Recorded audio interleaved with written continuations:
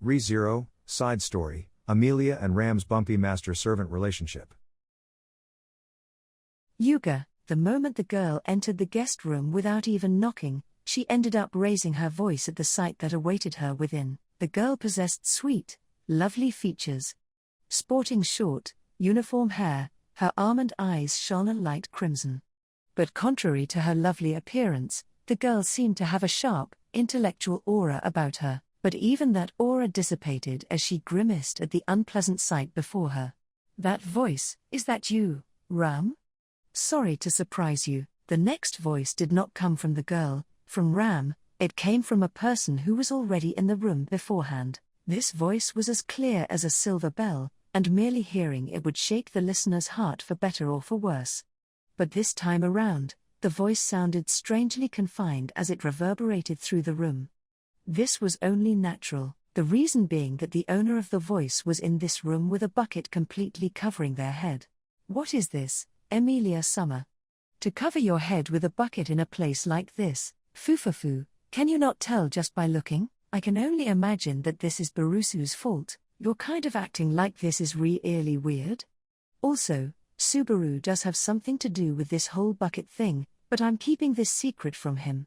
Please keep quiet about this. Barusu has something to do with this, but it's a secret from him? That's rather complicated, Emilia Summer. With the bucket still on her head, Emilia was sitting in a chair in the middle of the guest room. Ram's conversation with her while unable to even see her face failed to touch on the heart of the matter, and was thus going nowhere. All right, I'll explain. Off you go. Perhaps having noticed Ram's frustration, Emilia slowly took her bucket off. As she did so, her long, glistening silver hair spilled out of the bucket. This hair, which was alluring as moonlight itself, flowed down her back as she blinked and set her amethyst eyes on Ram. All the while, she held the bucket to her chest as if it was precious to her. Ram knit her brows. As far as Ram remembers, you were not afflicted with a perverse obsession with buckets. Yeah, it's not like I'm particularly crazy about buckets either. But this bucket right here is my sensei, so that's why things ended up like this. She was awaiting a normal response, so this answer that made her head hurt all the more caused Ram to narrow her eyes. In response to this reaction, Emilia hurriedly waved her hands. No, that's not it. I'd better explain from the start. Do you remember what happened this afternoon? Not that I really want you to. Are you referring to that singing that sounded like a bird's death throes? That's what I'm talking about. Yeah, right. When Ram bluntly got right to the point, Emilia hung her head with a sad smile. As Ram cast a sidelong glance at Emilia's disheartened state, the events of several hours ago replayed in her mind. This was during their short break after they had finished the first stage of work in the mansion, and everyone had some free time to do as they pleased. Ram was walking around the mansion looking for her much-beloved little sister when she heard it. A completely bizarre voice entered her ears when she passed by the dining room. Suspecting that this voice that sounded very much like a bird being strangled to death was yet another one of her colleague Subaru's pranks, Ram barged into the room. But what I actually found within that room was your unfortunate figure sincerely attempting to sing. Don't call it unfortunate. Although I will admit that was kind of horrible. Kind of, really horrible. Are you happy now? You're so mean, Ram. Tormented by a strange sense of stubbornness, Emilia's attitude turned completely sullen. However, Ram tilted her head, not feeling the sense of disappointment she had expected from this response. Ram had assumed that Emilia, who knew of her tone deafness, was someone who was easily influenced. Despite this, you are not discouraged. Does this mean you suddenly become defiant in this short time? I don't know what kind of impression you have of me, but I haven't become defiant or discouraged or anything. Nor do I even have time for that sort of thing. I'm burning up. Is that right? Yes, that's right. I'm burning up. I'm seriously on fire. In response to Ram's indifferent reply, Emilia's eyes sparkled as she repeated herself any number of times. Her expression was very clearly saying, "Ask me what I'm so excited about, ask me," causing Ram to sigh. Emilia Summer, it truly does seem to me that Barusu has had a hand in this. I don't think that's the case, though. Well then, For what reason exactly are you burning up? Ah, you want to know. Foo-foo, and with that I shall return to the tale of the bucket. This must be quite the shock, isn't that right? I suppose so. It would be absurd if the bucket had no relation to this. As Emilia showed off the bucket she was holding, Ram momentarily felt relieved that they were finally returning to the topic at hand. Emilia's fingers gently stroked the bucket's surface as she continued. Subaru told me about this. That there are some ways to correct T-tone deafness. Please continue without shame. And then, he said the first step was to put a bucket over my head to confirm my tone deafness. It thought that was another one of his pranks at first, but that wasn't the case at all. Subaru was seriously thinking about how to help me, so I figured I should do my best as well. Her enthusiasm was splendid, but the connection between her tone deafness and this bucket remained unclear. Although reflecting on their conversation thus far, Ram could hazard a guess as to what was going on here. You wanna know what the connection is between tone deafness and buckets? Yes, absolutely.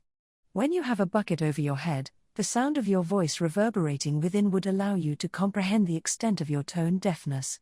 If there exists some other explanation, please do elaborate. Ram, could it be that you actually knew what buckets could do all along? Well, Ram has been using buckets for quite some time after all. The contents of their conversation were utterly meaningless and thus her responses became increasingly perfunctory as well. As Ram boldly boasted in her formal manner, Emilia's attitude seemed to be one of comprehension. I see. This straightforward reaction made Ram feel just a little uneasy. From Ram's perspective, her relationship with Emilia posed some unusual difficulties. It went without saying that to Ram, her one and only master for life was none other than Roswell. Her body, mind, and soul, everything she had barring her love for her little sister, it would be no exaggeration to say she devoted all of herself to him. And Emilia was absolutely indispensable to Roswell's plans. Consequently, Roswell welcomed her into his mansion and treated her as someone even higher than himself. Of course, Roswell had ordered Ram and Rem to follow his example, but she's completely unreliable. That was the sort of impression Ram had of Emilia. When she accompanied her to the capital, she separated from Ram and ended up having the insignia that qualified her as a royal selection candidate stolen from her. Such incidents caused Ram's wariness to steadily build up over the 4 months they'd known each other. At the very least, Emilia was not someone Ram felt like she could count on just like that. She was also completely lacking in refinement. There was a limit to how flawed she could be as a person. So you have decided to practice on your own in order to correct your tone deafness, Emilia Summer? And moreover, at this hour, that's how it is. I mean, if I were to sing in my room, it would probably be an inconvenience to everyone else. There's no one around this part of the building, so I thought it would be fine to sing here, meaning you did not expect Ram to come looking around here. Ram does not do this very frequently, however. Showing consideration in her own way, Emilia had decided to move elsewhere and Ram had ended up happening upon her. That appeared to be the gist of it. Perhaps one could call this a false alarm. All the more so now that she had discovered that Emilia was merely practicing to correct her tone deafness, although I do not think this is something one ought to go as far as to cut into their sleeping hours for. Even I can't say anything in response to that. But I ended up bothering Subaru and the others a whole lot today, so I want to do this properly. The truth is that the reason everyone went along with my singing practice was for my sake, isn't that right? Not to correct my tone deafness, but to, how do I put this, to relax, is it? Right, to relax. It was really fun, but in all that fun the tension ended up leaving me, so I wonder if that was how it was. Emilia donned a faint smile as she spoke. Ram, who was an outsider, could not give her an accurate answer. However, she could make a guess. The reason Roswell let Emilia have some time to enjoy herself, even though she should have been studying every single day in preparation for the royal selection. Everyone in the mansion knew that Emilia had been pushing herself too hard these past several days, and that willpower of hers was going nowhere. Simply put, Subaru and Roswell were working together in secret in order to change Emilia's mood. Even though he is Barusu, to think he had fun conspiring with Roswell Summer, what a crafty little Ram? Your eyes kind of look super fierce right about now. Are you okay? Yes, I am fine. I merely lost my cool for a moment. Well then, having noticed the consideration of those around her, Emilia, whose mood should have changed, was now staying up late to practice singing. This was completely backwards, or rather, Ram got the feeling that their original objective was a failure. As Ram thought such things, Emilia placed a finger on her lip and smiled in response. It's all right. Everyone came together to teach me how to relax properly. Now, while I'll be sure to remember that, I also want to be able to sing, although it seems to me that having you sing was secondary to them. I know that. But I want both. Is it wrong to say that? As Emilia tilted her head, her attitude displayed the simple desire to overcome her shortcomings, and Ram assented, having understood this. Emilia really was a little different after all. Do you not think you have become greedier than you used to be, Emilia-sama? Don't you know, Ram, that I'm actually trying to become the ruler of this country? Compared to the scale of this goal of hers, most other things were hardly even worth mentioning. This response of hers caused Ram to smile. This was not a wry smile, nor was it one of ridicule, it was a rare smile from the bottom of her heart. Ah, you're smiling. Did I say something funny, I wonder? It's just, Ram's opinion of you has changed ever so slightly. Really? That makes me pretty happy then. Those words meant that Ram was looking down on her before, but Emilia decided to ignore that part and accepted it wholeheartedly. Honest and easily deceived, one might think she would be easy to manipulate as a puppet. But due to her flaws, she could also do things that were completely unexpected. This girl's nature was truly bothersome, however, but to earnestly give it your all despite your flaws. I cannot say I dislike it. That nature was something Ram always saw in her darling other half. No matter how different they were from her beloved little sister, Ram could not hate anyone who strived to overcome their shortcomings. Because that was a feeling Ram could not understand. Did you say something just now? Emilia looked puzzled. She could not quite catch Ram's murmur, which was as quiet as a whisper. Meeting her gaze, Ram shrugged slightly. Yes, I did say something. I was wondering if your rigorous training has produced any results, Emilia-sama.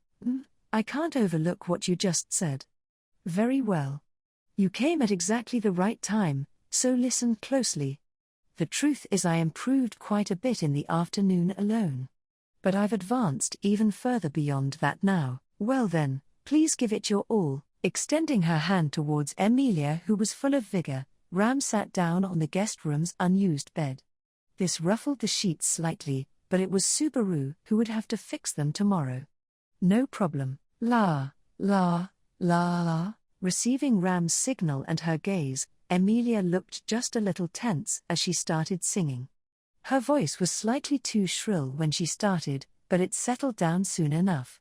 She was actually singing. Considering she started with a sound that could be described as a bird's death throes, her current advancement could be considered a historic achievement. She started burning up as she sang and swayed her shoulders as she became increasingly engrossed in her singing. Even Ram, who was listening intently, ended up closing her eyes and devoting herself to the song before she knew it. The Sword Demon's love song was an extremely popular love song passed down in the kingdom for generations. Liliana, a traveling minstrel who had once stopped by the mansion, had performed it so well that even Ram was secretly taken in. Of course, Emilia's singing was still lacking a number of ways compared to hers. She still made mistakes that stood out. But it wasn't bad. When the song approached its end, it was as if the scenes the lyrics described were manifesting in her closed eyes. Realizing just how deeply absorbed she was in this song, Ram smiled wryly, and with that smile still on her face, the song came to a close, and Emilia turned to look at Ram. That is all. Your impressions, please. Yes. 9 points. You mean out of 9? You're quite audacious all of a sudden. I mean out of 100, of course. This scathing appraisal caused Emilia to drop her shoulders in dejection. However, she immediately clenched her fists tightly and looked up. But I've gotten a little better, right? How many points would I have gotten when I first started? It is rather absurd that you think you would get any points at all. It was that bad? To begin with, Even calling it singing would be an insult to the concept of songs. That was how bad it was. So compared to that, Emilia's current level definitely got a passing grade, but I'm sure a passing grade is not enough to satisfy you. I suppose so. I wanna work harder and become better. Also, it looks like I'm still no good with songs besides the Sword Demon's love song after all. Scratching her cheek in an embarrassed manner, Emilia pointed out her flaws. Ram sighed at Emilia's ambition and the enthusiasm that came with it. At this rate, this singing practice that was supposed to be a change of pace for her might once again cause her to overexert herself, putting them back at square one. Very well, then let us do this every other day. You shall practice here only on a fixed schedule. Ram shall free up some time as well. You'll do this with me? Ram, with me? It would be worrisome if there wasn't someone watching over you. This was what Ram truly felt. Of course she also had the ulterior motive of doing it for Roswell's sake, but even setting that aside, the song wasn't bad, she thought. Thank you, Ram. I'll do my best with you and Bucket-sensei. Please do not place Ram on the same level as that Bucket. And with this bumpy conclusion, it was decided that for now, these nightly practice sessions would continue.